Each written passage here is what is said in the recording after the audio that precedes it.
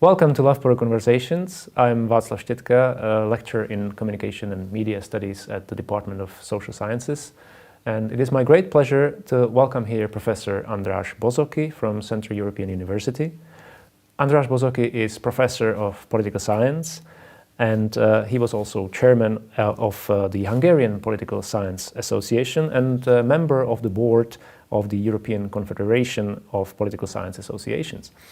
He has been a founding editor of the Hungarian Political Science Review, and his research interests encompass comparative politics, East Central Europe, democratization, hybrid regimes, and also the role of intellectuals. He has been regarded as one of the leading contemporary political scientists in Central and Eastern Europe, and his work has repeatedly received high critical acclaim, including the awarding of the 2009 István Bibó Prize of the Hungarian Political Science Association. András, welcome to Loughborough. Welcome. Thank you very much for the invitation. You came here as the main speaker for the seminar on media and illiberal democracy in Central and Eastern Europe, which the Institute of Advanced Studies is hosting this week. And I would like to start our conversation, if I may, with a question regarding precisely this very term, illiberal democracy. It has become rather popular recently, both in the public and academic discourse. It is not, of course, completely new. It has been famously coined or introduced by Fareed Zakaria 20 years ago in his article in Foreign Affairs. But the political developments in last several years in various parts of the world have sort of revived the appeal of this term, especially in connection with what's going on in some countries of Central and Eastern Europe. So, in your opinion, is this yet another buzzword, as some political scientists have been arguing, or do you find it to be a really valid concept which helps us better understand what's going on with democracy right now? Well, thank you for the question. It is quite complicated. Let me start with this. I dislike the notion of illiberal democracy as it is popularized because it gives the impression that this is just another type of democracy. You know, there is Western, non-Western, liberal, illiberal, defunct, defective, delegative democracies, and this is just still democracy. There is not much problem with it. It fits the European Union after all, so the problem is not as big as it is in reality. But what is going on here is a deconsolidation and decline of democracy. It is not just that the regime moving from liberal to illiberal techniques and practices, but also that is an anti-democratic tendency. I agree with Jan Werner Müller, who claimed that actually instead of using illiberal democracy, let's call it something else to underline the authoritarian tendencies of the regime. The problem with the regime is not so much that this is getting more illiberal, but rather anti-democratic. And on the other hand, therefore, he claims, Jan Werner Müller, that we should just forget this concept. But it's impossible. It is now in the air. It is widely used by academics and journalists, media people. So it's there. The question is how to conceptualize this illiberal democracy. And I would claim that this is a misleading name. It's an oxymoron. It suggests that it is still a democracy, but if we use this notion, why not? People use it, so we cannot prevent it. If it is used, let's put them to its place, which is between the liberal democracies and the dictatorships within the gray zone, among the hybrid regimes. So my point is that we can accept illiberal democracy. It is a valid concept, but it is not a democracy contrary to its name, what its name suggests. It belongs to the hybrid regimes. And Zakaria was referring to the constitutional liberal tradition vis-à-vis the rough early democracies of the post-Soviet or post-communist region. And he claimed that we need first a long-lasting liberal period and constitutionalism before entering democracy. So he presented this as a longer way of transition to democracy. But what we can see that it is not these regimes don't move towards democracy, just the opposite. Formerly consolidated liberal democracies tend to reverse their direction, so they became hybrid regimes after being a liberal democracy, which is a novelty, and Zakaria was not talking about this way. He still operated within the transition paradigm that the countries are moving towards democracy, and this is an unpleasant turn that we are experiencing now. Indeed. So we can use the concept, but we have to know the meaning. Mm-hmm. I'm very glad you brought up the name of Jan Werner Müller, the acclaimed Princeton political scientist, who has indeed criticized the concept of illiberal democracy and claimed that whatever it's describing, we should better understood it under the term populist authoritarianism. So that brings me to another question, because there is this other concept or term, populism, which has been used very much in the last couple of years. What is the relationship between illiberal democracy and populism? And does it mean, if there is a link, does it mean that the populism as such is inherently illiberal? Yeah, these are the buzzwords, these are the key words of our time in the last 5 or 10 years. Cas Mudde already coined this notion, populism, as a zeitgeist around 2005. I think illiberalism and populism are very similar concepts, although not the same. An illiberal leader, not necessarily populist. The leader can be authoritarian without too much populism, can be ethno-nationalist or just introducing a rude majoritarianism in the name of illiberal rule. So populism also against the idea of liberal democracy, against the idea of checks and balances and rule of law and pluralism.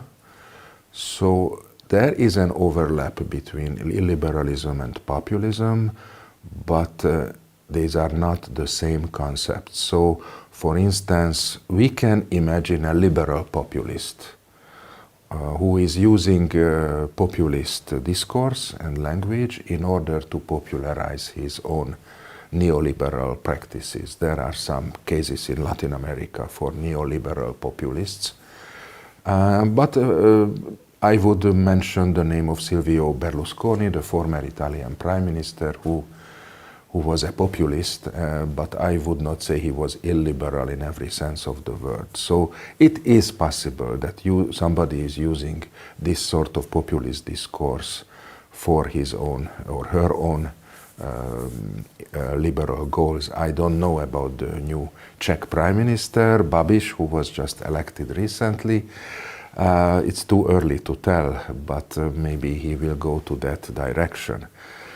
On the other hand, as I said, there can be illiberal leaders who are not every respect and not necessarily populists.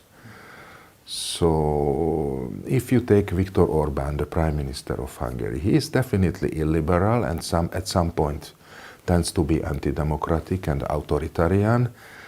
But he has a very selective policy making. So he introduced flat tax for the rich. So he is neoliberal for the rich. He is nationalist, ethno-nationalist for the middle class, against foreigners, against Islamic migrants. He is near to fascist, to the homeless, to the poor, to the underclass. Very, very sort of social Darwinist, forgetting about the welfare state. And he is pretty much socialist to the pensioners, which is a huge voting group. So he is a postmodern, authoritarian, illiberal leader but his populism is very selective. Undeniable, he uses populistic measures. He is reducing the picture of the enemy, the migrant, George Soros, and some other Brussels, the bureaucrats. But not everybody who is using this friend and enemy dichotomy, like Carl Schmitt, following Carl Schmitt, is necessarily populist. Was Carl Schmitt a populist? Maybe not. You already started describing the situation in Hungary and Viktor Orbán's rhetorics and policies. I wanted to ask you on that note, many people are currently putting Hungary and Poland into one basket, so to speak, almost using them as interchangeable examples of either authoritarian tendencies or illiberal democracy, whatever concept they use. But in your opinion, is this justified? Are the processes we observe in Poland vis-à-vis the declining status of democracy similar to what is happening in Hungary? Looking at from a big distance, they look like similar because they are moving to an illiberal authoritarian direction from an already established consolidated liberal democracy. So the direction of change is similar. But looking from more closely, I think there are huge differences. So Hungary started this whole move much earlier, right after 2010. So it is already 7 years. So 7 years is a considerable time in history, if you think of between 1938 and 1945, 7 years, and so many things happened in the Second World War and anything else. So I think the time lag is considerable. Poland started only 2015, following partly the Hungarian model, but so they are not yet hybrid regime. Hungary is the first non-democratic member of the history of the European Union, because it is a hybrid regime and not democracy. So that is a unique category in itself. I am not proud of this. I don't want to emphasize Hungarian exceptionalism, but that's true that Hungary is different from Poland. Poland is still a democracy, albeit it is getting more and more illiberal. But the government doesn't have the two-thirds majority, so they cannot change the constitution. They cannot make their legislation irreversible. They face a very strong opposition. There are opposition parties and a very robust civil society. So think about the protest against some minor changes in the, not so minor changes in the constitution last summer, or the huge protest against the change of the abortion law. So actually the Polish civil society still seem to be stronger. And even the Catholic Church is not wholeheartedly supports Jaroslaw Kaczynski's policies. And also there are differences in the ideology. Kaczynski and the PiS, the leading party in the Polish government, is a sort of conservative, rural, social conservative, and following the Catholic nationalism. And the leader, Jaroslaw Kaczynski, is not personally corrupt. He is a believer. He is driven by God. So there is more dogmatism there than opportunism. On the other hand, Hungary was not so much a Catholic country. It is a more secular country. And therefore the influence of the church is smaller. And Fidesz is more like a predatory party, predatory state. So the borderline between the party and the state is blurred. The party is using state resources for its own campaign. Legislative changes seem to be irreversible as long as a future governing coalition gets more than two-thirds majority in the parliament. And I would say that the political leader is very smart and charismatic, Viktor Orbán. So he is using his charisma to target the less educated countryside voter with very short and understandable messages, which provokes hate against foreigners and others and fear for uncertainty.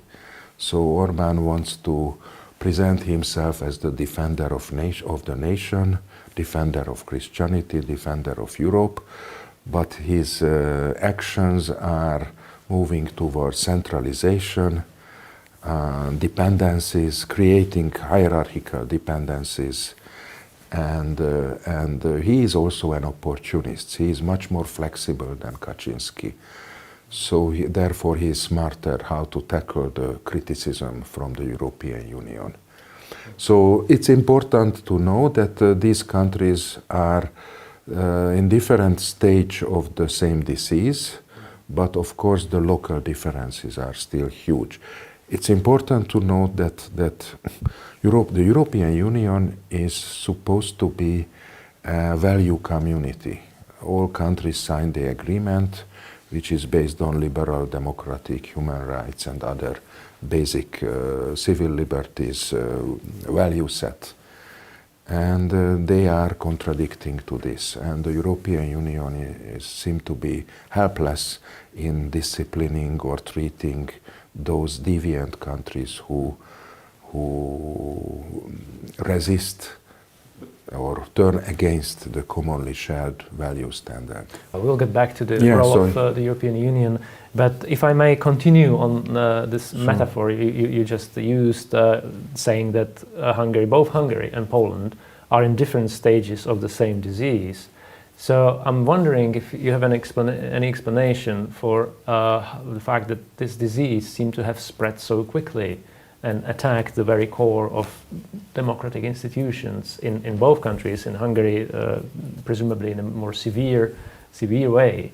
But my question really is, how did we get here into this situation? When we go back 7-8 years ago, I think few people would have predicted that democracy in those two countries, which used to serve for some observers or commentators as sort of poster children of successful democratic transition, would turn back so quickly. What is the reason? Have we overestimated the strength of the democratic consolidation?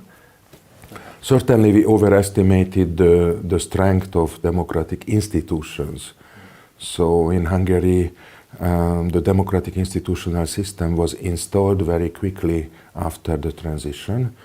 Very sophisticated constitutional court, ombudsman, all these guarantees of civil liberties. Maybe the Hungarian change makers, those founding fathers, overestimated the value of stability. They wanted to stabilize the system without meaningful popular participation. So somehow they didn't trust that maybe people can behave democratically. So they wanted to organize democracy in a slightly paternalistic way. And so the emphasis was given to institution and not on the democratic spirit of the people. Poland was different because there was solidarity, which was after all a huge social movement, and people expected that now they value democracy better than the Hungarians because the communist years were much worse in Poland than in Hungary. So there are so many factors here, the communist past, the pre-communist past, whether there was any democratic experience in the history of these nations. What about the relationship between the European Union, linkage and leverage between these countries and the EU?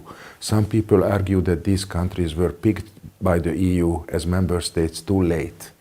It should have been important to get a bigger help, like a second Marshall Plan, already in the 1990s to make democracy sweeter for the ordinary people, like some economic development. there was an economic crisis, not just the crisis of the communist regime, but the economic crisis which followed the transformation. Huge unemployment and inflation. Many people lost their jobs, factories were sold out, and it was a social shock as well. And probably the elites did not realize this dark side of the transition very quickly.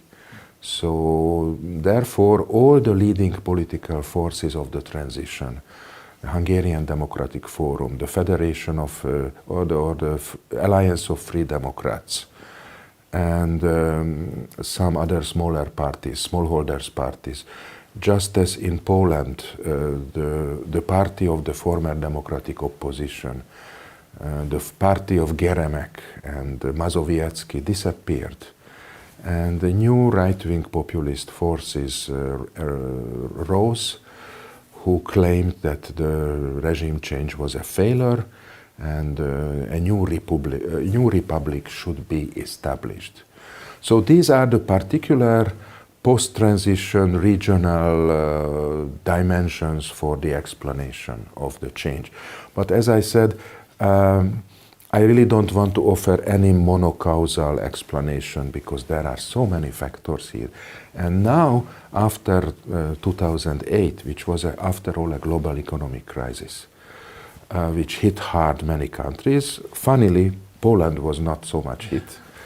Which suggests that populism and illiberalism might arise even in relatively better conditions. There is no direct link between economic starvation and political unrest. Think about Catalonia. This is the richest part of Spain.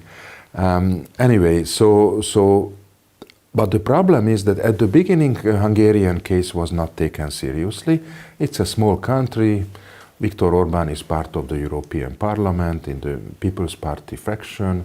After all, that was the supposition that Angela Merkel would control him within this party unit. But they failed to do that. The European Union has no tools to discipline non-democratic members. They are good in defending some basic liberal rights. You know, you cannot reintroduce the capital punishment because the European Union would stop it. But if somebody just gleichheit or just homogenize all the countryside newspapers in the country, giving them to the same owner and submitting and sending pro-government propaganda, then the European Union cannot do anything. So it is not designed for disciplining outliers, and nobody expected that these countries would change their direction. Definitely, you've highlighted several issues which I would like to go back to if we have time. But starting with the sort of broadening of the debate beyond the borders of Central and Eastern Europe, you already mentioned the electoral success of Donald Trump last year. In the UK, it was the vote for Brexit in the EU referendum, and the rising popularity of some far-right parties across Europe.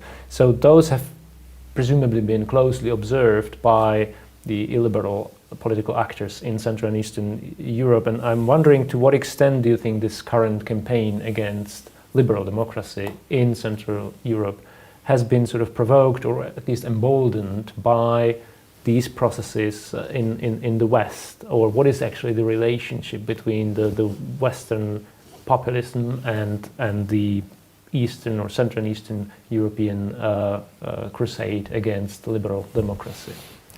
Well, on the policy-making level, there is a interaction between these leaders, and they learn from each other very much. So not only democracy promoting or democracy assisting exists, but also authoritarian practices and techniques are transmitted from one country to another. And I think the difference is whether they can keep the checks and balances and the whole institutional setup as it is. So maybe in the United States there is a illiberal, populist, unpredictable leader, but the institutional system firmly stands on the ground of constitutional liberal democracy. So that's important, whether the leader can destroy or modify the institutions, whether he or she can centralize the system and eliminating the rule of law and the checks and balances, using law to discriminate his or her political opponents, and then deviating from the spirit of democracy. And this is what I don't see neither in the UK nor in the US and anywhere in Western Europe, despite the dangerous tendencies. Even in Denmark, there is a very heavy right-wing government in power. So they might be afraid of immigrants and Muslim migration, but the key question whether they insist on the foundation of constitutional liberal democracy or not. And in Poland and Hungary, it seems that it is a very shaky ground.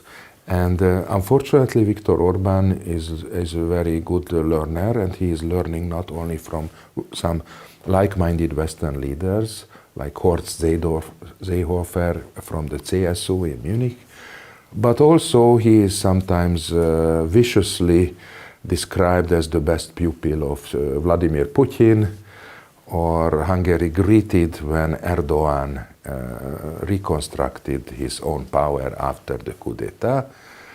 So sometimes frightening that Viktor Orbán somehow presents himself as the best friend of some outright dictators, like Aliyev in Azerbaijan. He likes to go to Kazakhstan and Central Asia. I mean, it is very much alien from the democratic political culture. So he wants to make a fusion between majoritarian illiberal democracy and populist Eastern patriarchal paternalism. So, and some people say that he is very sensitive to the mentality of the countryside people in Hungary. There is and characteristically, there is a big gap between the capital cities and bigger cities everywhere, and the countryside constituency. Also in the Czech Republic, I believe, or Poland, Hungary. Also, if you take a look on the Brexit vote in the UK, so Orbán is not aiming to conquer the Budapest voters because they are clearly against him. But his target audience is the smaller cities and villages. So that's this. You can also translate this as the digital divide, because in the countryside people don't use the internet, they don't have access to the internet, they just get the government propaganda from the television. And that still might make a relative majority, not absolute majority. Most people are against Orbán in Hungary, but he doesn't need the absolute majority. It's enough to win the election with 35 to 45% of the votes. If you make the electoral system disproportionate, relative victory can be translated as a supermajority in the parliament. Well, let's talk for a moment about possible solutions to the situation we are experiencing and how to possibly reverse the process of democratic deconsolidation. So there's a sociological term, islands of positive deviation. So my question would be where to find these islands of positive deviation in the contemporary sort of sea of illiberalism we are observing across Central and Eastern Europe. Who are the possible sources of hope for reversing these troublesome tendencies? Which institutions, courts, academia, media are sort of most likely to oppose this process in your opinion? In the European international politics, people invest a lot of hope to France, Germany, and even Italy. Macron, Merkel, And Italians had a lot of crises, and somehow they always solved it. And there is a hope that the Visegrad countries are not homogeneous also. Poland and Hungary are the current bad boys. They were the good boys, the forerunners, as you said. But maybe when their splendid position 20 years ago was not fully justified, this bad boy position is the other extreme. So maybe they will come up.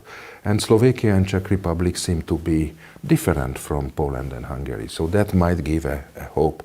And if Austria can tackle this. The other hope is that these countries cannot just simply get out from the European Union. So there is a role of the European Union as a sort of supervisor, constraining their further hybridization or further move towards authoritarianism.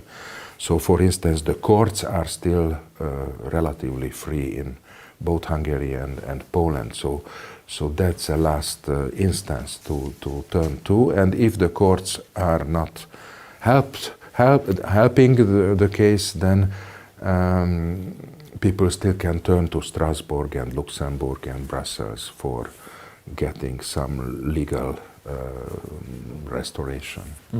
You're a professor at Central European University, which has recently become sort of a symbol of opposition against Viktor Orban, and also a target of his campaign against George Soros and liberal institutions in Hungary in general. And CEU, in effect, has been facing the prospect of closure for almost a year now, and the question now is what is the situation at the moment? If you could please illuminate us on the current state of affairs and prospects for the CEU in the future.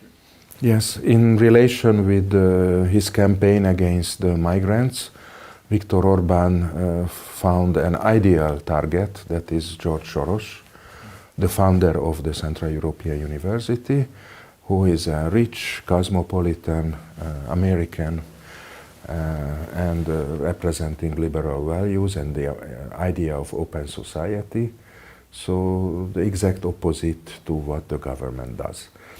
So it came like a shock in late March 2017 when the government, in a coup d'etat type of manner, introduced this new bill on the higher education.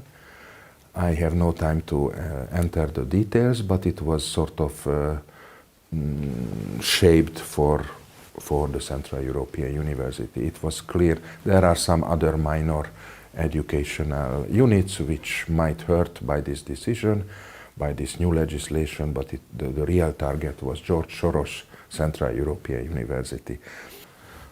But surprisingly, there was a huge worldwide solidarity and incredible togetherness of the whole academic world, which made us absolutely happy and helped us to come out from this few minutes of depression.